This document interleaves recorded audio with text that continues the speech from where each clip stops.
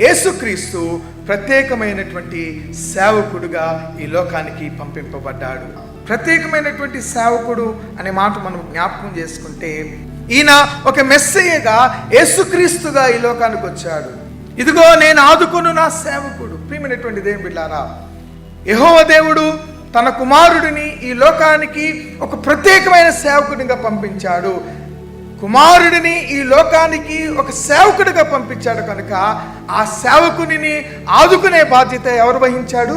తండ్రియే వహించినట్లుగా మనం చూస్తుంటున్నాం. యెషయా గ్రంథకర్త జ్ఞాపకం చేసినటువంటి మాట మొదటి వచనములోని ఒక మాట మాత్రం నేను చదివాను. ఇదిగో ఇదిగో నేను ఆదుకొను నా సేవకుడని దేవుని వాక్యం మనకు జ్ఞాపకం చేయబడుతుంది. తన ఏకైక కుమారుని యెహోవా దేవుడు ఈ లోకానికి సేవకునిగా పంపించవలసిన పని ఏంటి? ఆయనకి తన కుమారుడిని ఒక రాజుగా ఈ లోకానికి పంపించవచ్చు. తన కుమారుడిని ఈ లోకంలో ఒక ధనవంతుడిగా, లేకపోతే ఈ లోకానికి ఒక పెద్ద యాజకుడిగా ఆయనను పంపించవచ్చు.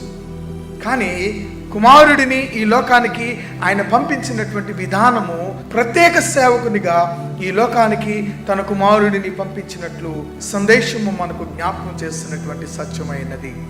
సేవకుడు అంటే మనకు పరిచర్య చేయించేటువంటి వ్యక్తి. అందుకనే ప్రభు చివరి బలలో ఆయన శిష్యుల పాదాలను కడుగుతుంటే శిష్యులు ఆయన పాదాలు కడగాలి, కానీ ఈయన ఏం చేశాడు?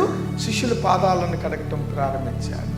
నేను పరిచర్య చేయుటకు వచ్చాను కానీ పరిచర్య చేయించుకున్నటకు నేను రాలేదని ఆయన వాగ్దానం చేసినటువంటి దేవుడు.